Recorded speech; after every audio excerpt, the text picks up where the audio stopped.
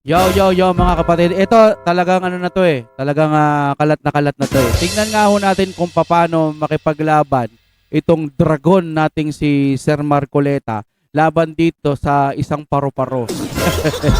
Paru-paro, bakit? Maganda yun ha. Tsaka maliksi yun. Tsaka maganda tignan. No? Marupok nga lang. Eto na. Pakinggan muna natin to bago tayo dumako sa news mga kapatid. Natatawa lang ho kasi ako kay Ping Lacson. Sabay-sabay ho nating panoorin kung matatawa lang din kayo o mapapailing kayo. O ano din ang reaksyon nyo rito. Ito, panoorin na po natin ito. No? Wala pong gustong maglihis sa usaping flood control. Ako nga po, very passionate po ako dyan, mulat sa pool. Wala po kayo rito. Ako po'y talagang lumalaban sa korupsyon.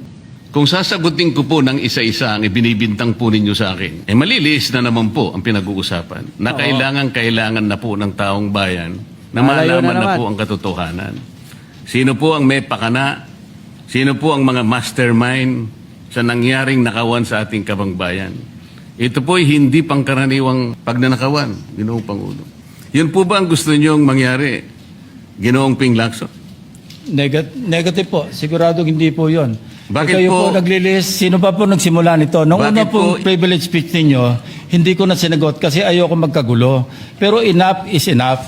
Wow. Kahapon, nanonood ako sa aking opisina, gusto kong bumaba, kaya lang malalim na ang gabi at ayoko maabala yung trabaho sa Senado. Wow! Kaya nagsabi ako sa ating Senate President at ito'y na-manifest na kahapon, narinig ko, na I was told na sasagot ako ngayong araw na ito.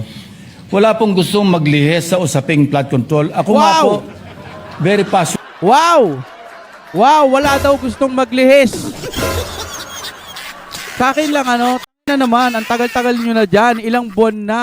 Sabi, Pasko, magkakaroon na daw ng, may makukulong na daw. Sino ba nakulong? Wow! Na naman! Wow! Heavy! Hanggang ngayon, wala pa rin yan sa flood control. Kung pwede ka lang batok-batokan, kaso kagalang-galang ka eh. Senador ka eh. Pero wag naman tayong...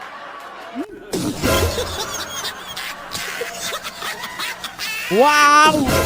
Heavy! King ina naman, heavy! Passionate po ako dyan, mulat sa pool. Wala po kayo rito.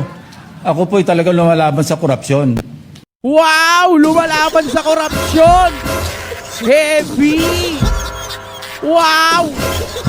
Tapos na sana yan kung hinayaan nyo si Sir Marcoleta na lumaban dyan at mag-imbestiga. Nang pumasok kayo, ang tagal, lalong tumagal. Wow, heavy! Ang tindi nyo. King ina naman. Matay na lahat ng buaya ha. Lahat ng protector ng buaya mamatay na. O, yan lang po ha. Wala akong tinutukoy na tao ha. King ina lahat ng mga buaya, lahat ng mga pumoprotekta sa buaya. King nyo lahat, matay na kayo. O, pangkalahatan yun ha. Okay, tuloy tayo. Pagdating sa national budget, pagdating sa lahat ng usapin, hindi nyo po matatawaran Wow! ang aking hangarin. Maituwid ang lahat ng katiwalian dito sa ating bansa. Wow! Heavy! Ramdam na ramdam! Ramdam na ramdam ang pagka-plastic! Heavy! Ang bigat! Dahil hindi po tayo muusad. Pero enough is enough. Patuloy po kayo sa pag-atake sa akin. Bakit? Bakit? Bakit ka inaatake? Alam mo kung bakit ka inaatake. Kasi nga, sinasabihan ka nila na protector ka. Pero mo, ini-interview yung dalawang nakamask. Ikaw ang sumasagot. Heavy! Lakas tama! Lakas tama talaga! Lakas tama magtrabaho, di ba? Sa sobrang sipag mo magtrabaho, ikaw na mismo ang sumasagot sa iniimbestigahan. Heavy! Wow! Tangina kung talagang totoong mga korap itong mga to, sila sana ang mauna. Kung totoo. Tuloy tayo, no? Balikan nyo po, Resi Ipsa Loquitur. Andyan po lahat eh. Wala po ko inimbento. Oh. Salita nyo po lahat yan eh. Oh. Sabi nyo, iniinsulto ko kayo. Oh. Sagutin nyo po. Ay, sagutin daw. Totoo po ba o hindi yung ating napanood sa mga video? Wow! Totoo po ba o hindi yung aking mga binanggit? Mm. Tapos na po kayo. Tapos na po. Oh. Kasi po ganito I eh. suggest that the two gentlemen address the chair. Wow, hayop! Kinang ina! To the rescue, biglang pinutol. Di ba? Isipin nyo yon. Sa tuwing babanat na sana si Sir Marcoleta, biglang magkakaroon ng break. Wow! Gobyerno ito. Sawang-sawa na ako, nakakasuka na po itong gobyerno na ito. Ay pinupunto si Sir Marcoleta na bakit ibabalik niya, tapos na po kayo. Magsasalita na sana siya, pero anong ginagawa nito? Pinahinto. May nabasa ako. Sa tuwing si Marcoleta na raw ang bubuelo at magsasalita, laging binibreak po nito o laging saklolo. Ito lagi ang sumasaklolo para hindi makabanat si Marcoleta. Kung gusto nyo ng pagbabago sa ating Pilipinas, huwag nyong iboto itong mga protektor ng pamahalaan. Heavy! Inang Pilipinas to. Sabayan pa ng mga tagapagtanggol na bayaran. King ina nyo lahat. Gago kayo. Wala na.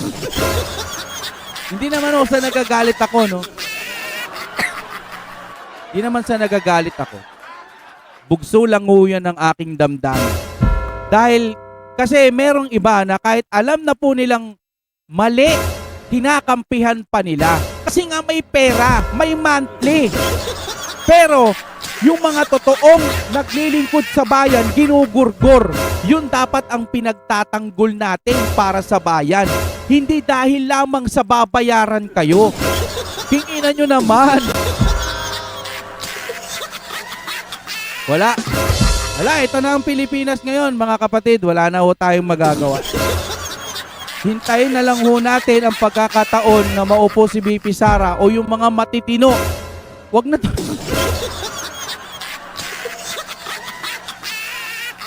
Kala ko mga matitino itong mga to.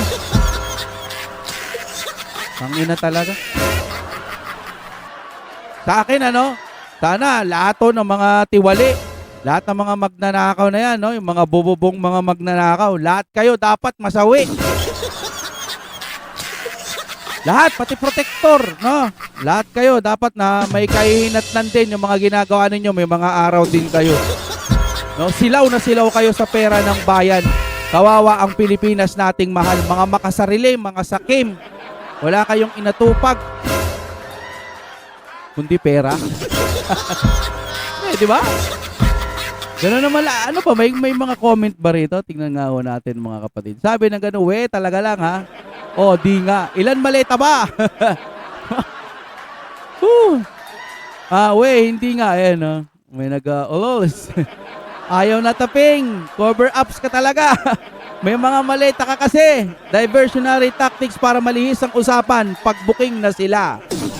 Ping Nokia. Believe it or not, sayang ang unit. Ano to? Bakit ang tagal-tagal na walang resulta investigasyon ng flood control? Kasi pag nabanggit na ang pangalan ni Tambaloslos at Bangag, inililihis mo na ang usapan. Correct naman, di ba? Eh, sabi dito, putol lang, no? Baka, meron yan, ayan, di ba? Isang buyan, mamen, Baka dahil takot lang ibulgar ng dalawa na nakatanggap ka rin ng maleta. Alo, sabi na gano'n. Ako po, sabihin mo yan kay Pong Pagong. Lumaban sa korupsyon pero pinipili at dapat may maleta. Kininana. Kita nyo yung mga sigaw ng taong bayan, di ba? Sige na, move na tayo dito mga kapatid. Ma-high blood lang talaga tayo sa mga pinagagawa ng mga... Basta lahat to, no? Kasama na rin yung mga tagapagtanggol. Sana pala rin kayo ni Lord. Paunahin kayo. Hindi pwedeng agad silang mauna. Mabawian ng buhay, hindi pwede. Kailangan po, yung mga bituka din nila, magkaroon po ng mga butas-butas. Lugi tayo. Pag nategi sila, ganun-ganun na lang. Kailangan kung magdudusa sila sa impyerno, kailangan magdusa rin muna sila dito sa lupa. Di ba? kainin yung mga bituka nila ng mga cancer. Ano talaga yun? Naiinis talaga ako. Okay, i-play na ho natin to mga kapatid. Balitang Pinoy TV, anong meron? Nakaw ng pera ng taong bayan na trilyon-trilyon ang mga nawalang pera. Ha? Ito na naman, kabiliwat ka. Bigla masakit din sa ulo mag-reaction, ano? Pero kailangan natin ituloy ito para kay Sir Brent. Sir Brent, pasensya na ho talaga. Hindi talaga tayo makabayad pa ng utang. Bumina ang views natin dahil nagpalit ako ng pangalan. Sana hindi na lang, ano? Nabugso kasi ako ng damdamin ko dun sa isang kagrupo ko. Pero wala, ganun talaga.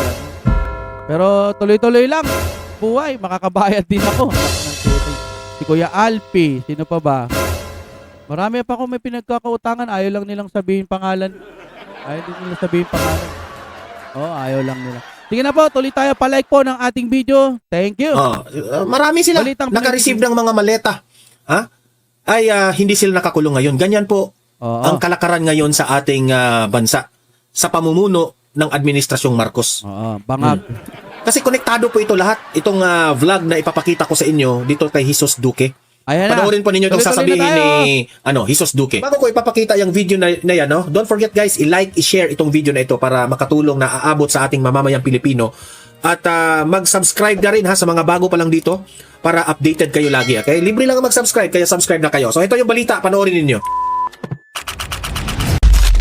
Narito ang Balitang Pinoy TV. Itong taong ito na si Tatay Digong, siya lang naman ang nagbigay pag-asa ng ating bayan na umunlad ang ating bansa, ay siya pa yung nakakulong. Pero hetong mga nagnakaw ng pera ng taong bayan na trilyon-trilyon ang mga nawalang pera. Ha? Marami sila naka-receive ng mga maleta. Ha?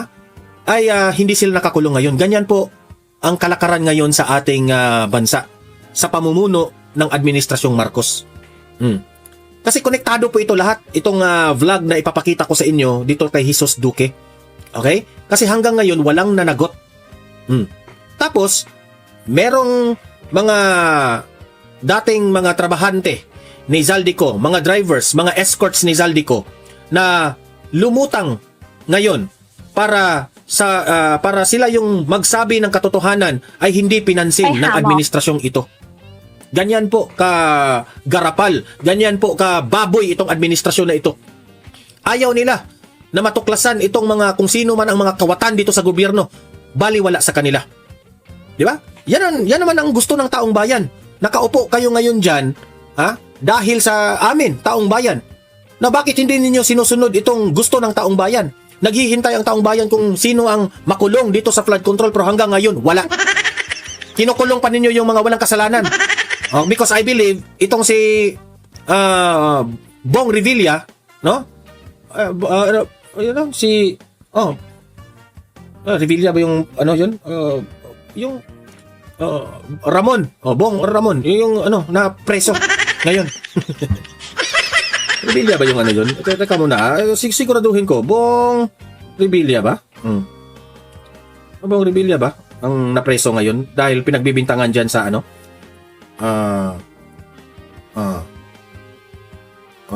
Bong Revilla Jr. Yan, to tama. Siya yung nakulong. Ngayon, nasa tingin ko, biktima siya dito sa pamumulitika ng mga kalaban niya. Okay? Kasi, ano ito sequence itong aking vlog ngayon, ha? Ito, panoorin po ninyo itong sasabihin ni, Jesus Duque. Play. Huwag po natin kakalimutan na bukas ay isang taon na si dating Pangulong Duterte ay nakakulong sa Dahig. Isang taon nang siya ay kinidnap mula dito sa Pilipinas at dinala sa Dahig para litisin. Samantalang yung mga magnanakaw sa bayan ng Pilipinas, yung mga nakinabang sa pera ng bayan, malaya at masaya sa kanilang mga buhay. Samantalang may mga Pilipinong nangamatay sa baha. Alam nyo, napakalungkot lang isipin na yung taong nagbigay ng tapang at malasakit ay andoon ngayon, nakakulong sa ibang bansa para litisin sa mga sinasabi nilang kasalanan na ginawa dito sa Pilipinas. Kaya dapat lang alalahanin natin bukas ang pagkidnap sa kanya at dapat isigaw natin ibalik ang tapang at malasakit. Huwag tayong papayag na hindi si Sara Duterte ang maging Pangulo sa 2028. Ibalik ang tapang at malasakit. Yan. Sayang ang bayot. Palakpakan dito kay Jesus Duque. Alam niyo sa totoo lang, no? The only way and the only chance na mabigyan po tayo ng hustisya taong bayan ay iboto natin si VP Sara sa 2028. Okay? Kasi po, wala na talaga. Wala na tayong pag-asa dito sa administrasyong Marcos. Okay? Si Duterte po nakakulong. Yun yung bakit nila kinulong ang isang tao na malaki po ang naitulong dito sa bansang ito. Marami man siguro ang tumutol sa akin dito, mga dilawan at mga loyalista. Pero irespeto na lang natin ang majority of the Filipino people kasi demokrasya po tayo eh. Kung sino yung nakakarami, yun ang susundin natin. Wala na kayong magagawa dyan. And nakikita naman natin ang mga resulta, yung mga, kaya nga sabi ni Tatay Digong dati, you look around, makikita nyo. Ayaw kong magmamayabang, just look around. Ano ang mga developments sa bansang Pilipinas nung siya ay naging presidente? Okay? Kaya, ako sa tingin ko, kaya meron ng mga ex-Marines, kagaya nito mga ex-Marines na ito na 11 individuals, lumutang na sila. Kasi hindi na po nila kaya ang harap-harapang pangungurap, harap-harapang pagnanakaw sa bansang ito. Kaya nga ako, saludo ako dito sa 18 ex-Marines na nakasalalay ang kanilang buhay dito sa kanilang ginagawa, lumantad sila sa taong bayan para isiwalat ang kabalastugan ng ginawa nitong gobyernong ito. Hindi naman natin masasabi na sila ay nagsisinungaling kasi meron silang dalang ebidensya. May resibo po sila. Okay? May mga maletang pictures, may mga napictura nila, at may mga videos dito. At balita ko, itong vlog ngayon, balita ko, hindi lang pala sila 18 ang gustong lumantad. Meron parang 20 na individual involved dito na I think mga trabahante ito ng mga government officials na posibleng lumantad bilang bagmen ni Zaldico ayon sa NBI. Okay? Gusto na nilang lumantad ngayon. Di ba nakaka-alarma na po itong mga balita na ito?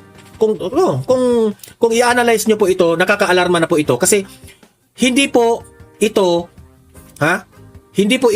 inimbitahan ng Blue Ribbon Committee. Alam mong sobrang grabe na po ang nangyayari pero walang ginagawa itong si Lacson. Mamaya ipapakita ko yan kasi ipagtanggol ito ni Senator Marcoleta. Okay? Ito muna yung balita na meron pong 20 na dadagdag dito sa mga witness, dito sa mga mali-maletang dinidistribute, mga trabahante ni Zaldico. Ito, panoorin po natin. Ito, play.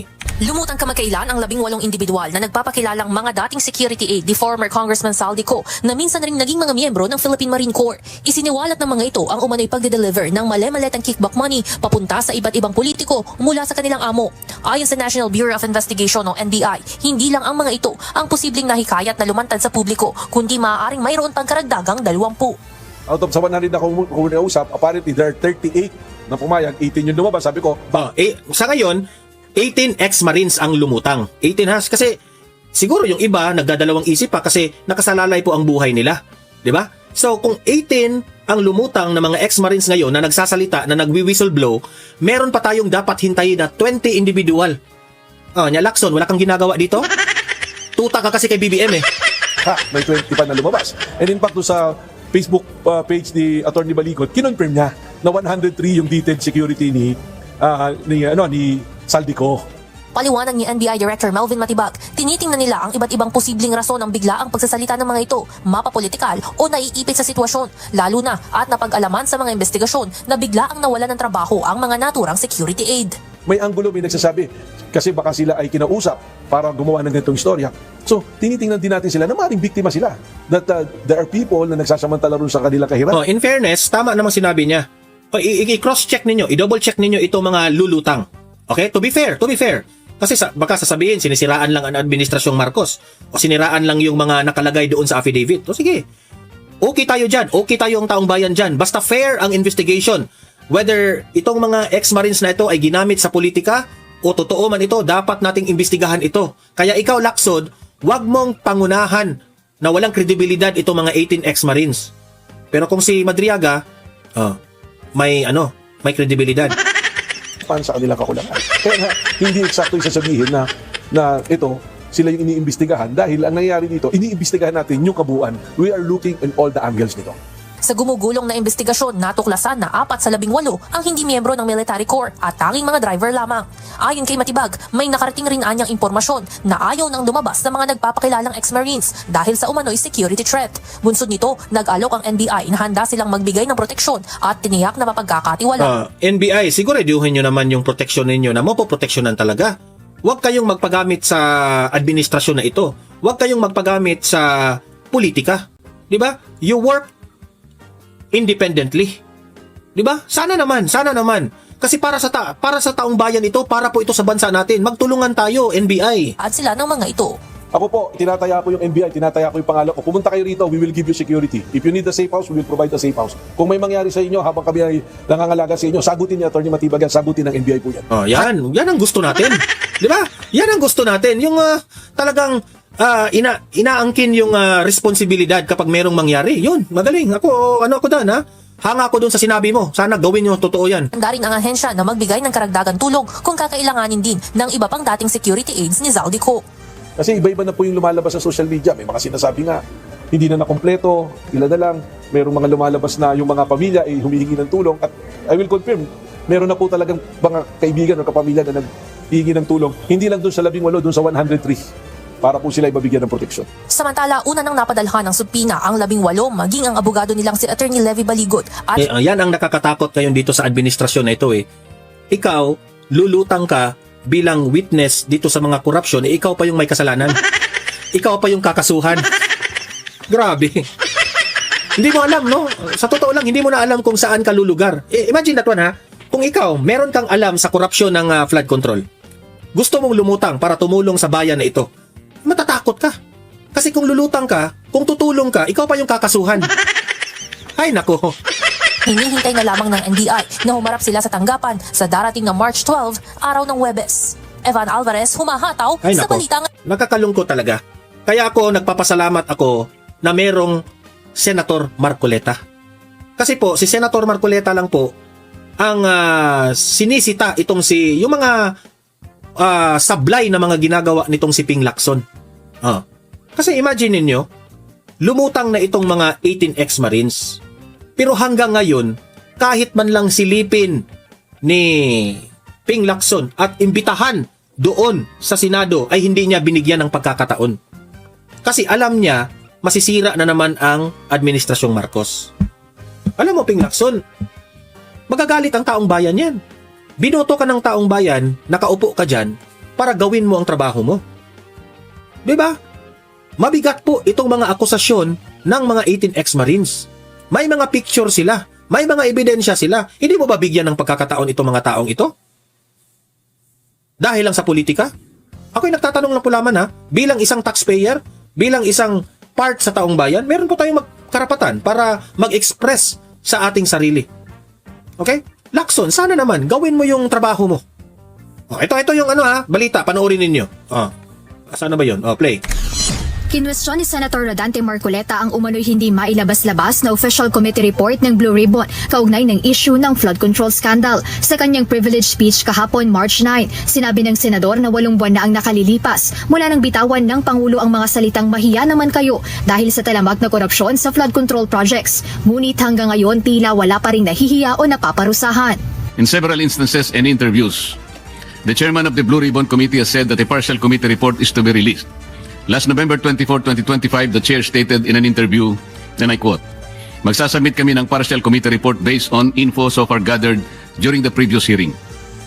Natapos ang Disyembre 2025, walang report. Then on January 14, 2026, during the kapihan sa Senado, another statement was made that the report was still being drafted by his staff, even chiding them for being inept. Dito binatikos din ng senador ang tila pagkaantala at pagpilian niya ng mga ebidensya sa investigasyon ng Blue Ribbon Committee kaugnay ng bilyong-bilyong pisong flood control scandal. Kaya ang tanong, ano bang kinakatakutan ng chairman? Ano na po ba ang nangyari sa pagsunod sa ebidensya? Takot siya kasi may Ito na nga mga kabalita. Ano na ang masasabi nyo patungkol sa balita ito? Please comment down below. Pag-usapan natin yan sa comment section. At kung di ka pa nakasubscribe sa ating channel, baka naman... Kung gusto nyo naman ng mura na at mabilis na internet, nandito na ang fiber ni Juan. Maaasahan, kaya tawag na. Baka meron na sa inyong lugar ang fiber ni Juan.